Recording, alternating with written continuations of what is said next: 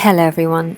Today we're going to be going through a lesson provided for free with the British Council, and today we're looking at words that are often confused. So there's a handful of words here. I'm going to read through this with you. So first of all, do you know the difference between journey and travel? Recipe and receipt, and sensible and sensitive. Words that are often confused. Some words are often confused by language learners because they are similar to another word or because they look like a word in your own language but have a different meaning. Here are some words that often cause confusion. So we start with sensible and sensitive. So sensible means practical or having good judgment. I would like to think that I'm quite a sensible person, especially when I was younger and my friends would all be going out to parties and it would be a cold evening, but they wouldn't wear a coat and they wouldn't care about planning how they were going to get home. I was always the sensible one. I'd always think about wearing flat shoes if I had to walk a long way, wearing a coat if it was cold, and I always have a look to see what time the last train would leave so I knew when to leave. I was quite sensible. And then we have the word sensitive, which means that you're easily affected by things that people say or do. So a sensitive child might be a child that cries very easily if you look at them the wrong way or say something that hurts their feelings. They are sensitive.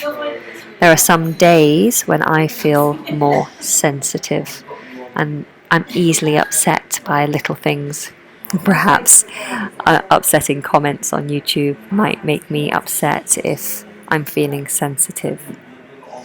You can also say that someone's skin is sensitive or that you have eyes that are sensitive to the light. So if you are easily affected, if your skin breaks out in a rash because of washing powder or in the heat, then you have sensitive skin. Okay, so let's have a look at these examples. We have, come on darling, be sensible and put a coat on. It's freezing outside. And then we have, don't be so sensitive. He didn't say you were fat. It was just a joke. Then we have the word sympathetic. Usually we are sympathetic when someone has a problem or is in trouble. They were very sympathetic when our house was burgled, but they couldn't do much to help. So it means that you really understand and you sympathize is another way to use this word, to sympathize. If you're sympathetic, then you understand, but it doesn't necessarily mean you can do anything. We don't use this word to mean a nice or pleasant. So you wouldn't say that my uncle is a very sympathetic man if you mean that my uncle is a nice man. We have the word nervous, another way to describe a person or an animal.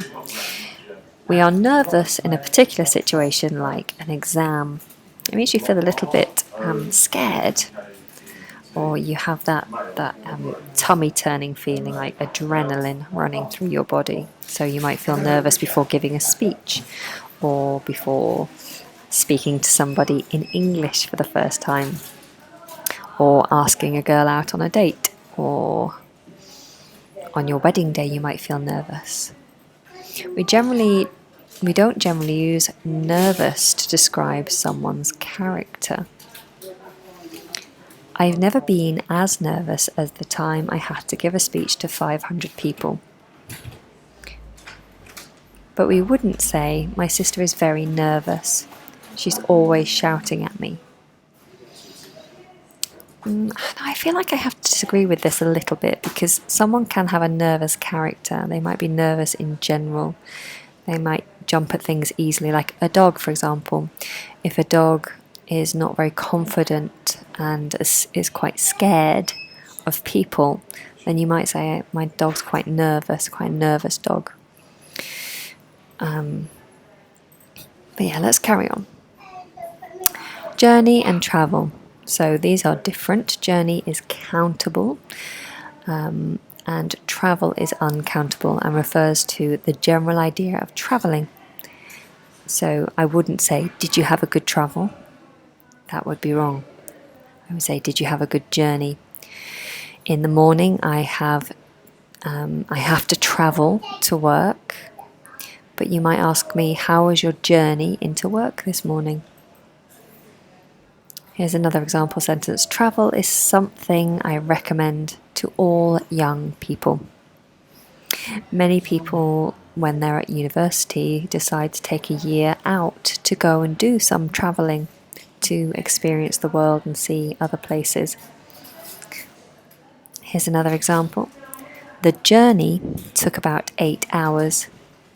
Now, my family live a long way away from me. My mum lives in Wales, and the journey to my mum's is around 6 to 7 hours, depending on the traffic.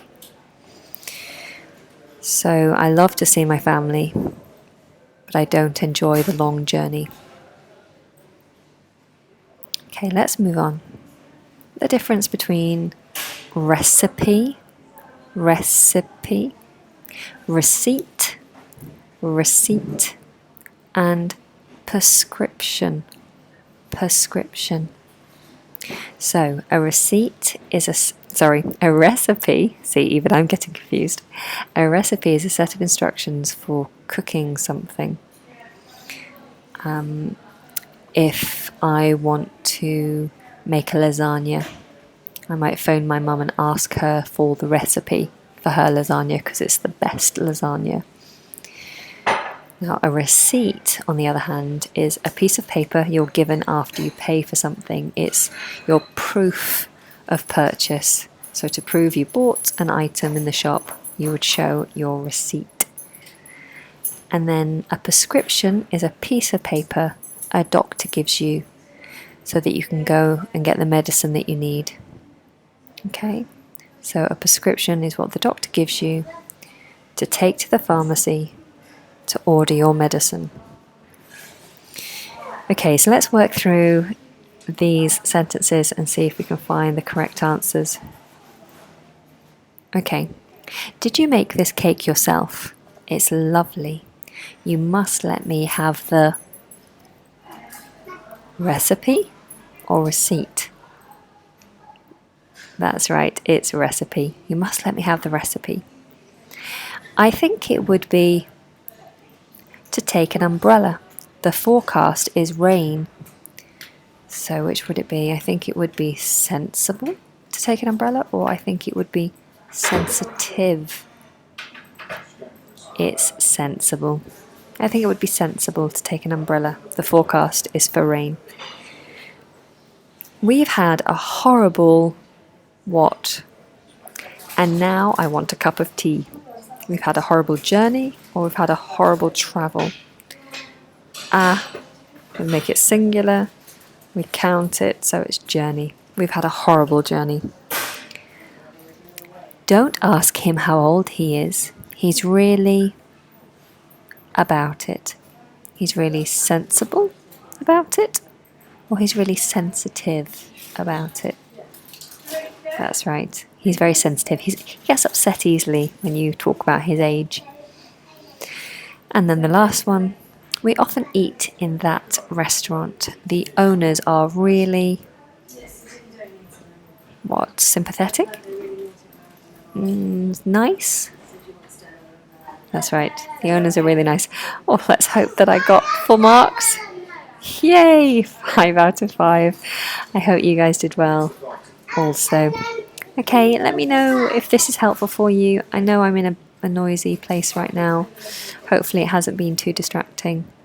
But let me know if this has been helpful and I'll do lots more. Bye!